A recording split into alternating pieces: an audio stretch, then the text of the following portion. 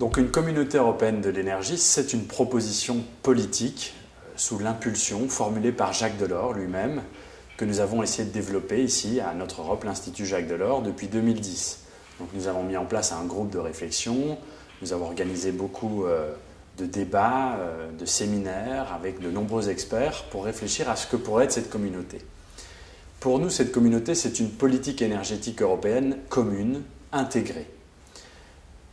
Nous avons analysé l'évolution historique de cette politique pour mieux revenir sur ses fondements même et voir ce qui allait et ce qui n'allait pas. Et nous avons remarqué que cette politique est forte de nombreux succès qu'il faut reconnaître, et notamment depuis 2005, beaucoup de choses ont été réalisées au niveau européen. On peut citer le paquet énergie-climat en 2005-2007, avec les 3 grands objectifs de compétitivité, de développement durable et de sécurité d'approvisionnement. Également les différents paquets de libéralisation successive du marché intérieur, et puis le traité de Lisbonne avec son article 194 qui inscrit dans les traités une vraie politique énergétique européenne. Et puis bien d'autres exemples encore de réalisation, de succès de cette politique. Néanmoins, on assiste encore à de nombreuses lacunes. Il manque un certain nombre d'éléments majeurs pour que cette politique soit véritablement commune et intégrée.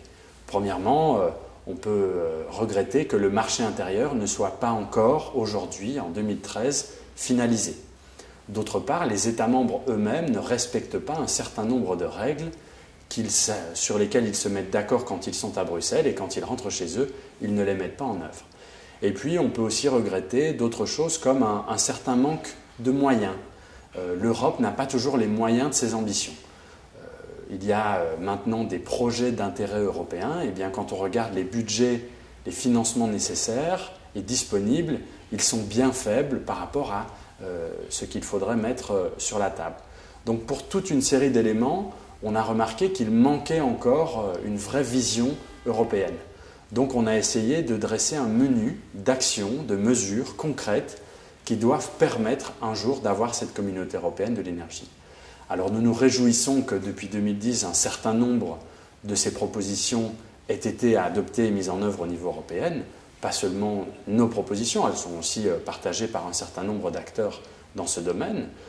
Et puis il y a d'autres où il y a encore beaucoup de choses à faire, à améliorer. Et donc notre but est justement de promouvoir d'une part ce débat avec les experts, les décideurs publics, mais également la société civile, les citoyens. Il y a une vraie importance de ce sujet, notamment dans les transitions énergétiques qui doivent se mettre en place.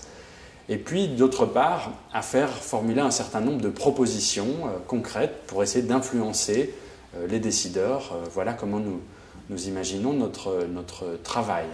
Maintenant, une communauté européenne de l'énergie, attention, ça ne veut pas dire que tout doit être réalisé au niveau européen et à Bruxelles.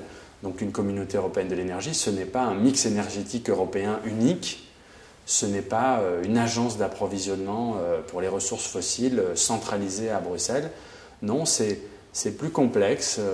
La gouvernance de la politique énergétique européenne requiert des éléments divers et variés, et à notre sens, elle repose sur 3 piliers majeurs que sont d'une part la compétition qui stimule, la coopération qui renforce et la solidarité qui unit. Ce sont les 3 piliers qui sont à l'origine du paquet Delors et surtout de la réalisation du marché intérieur européen.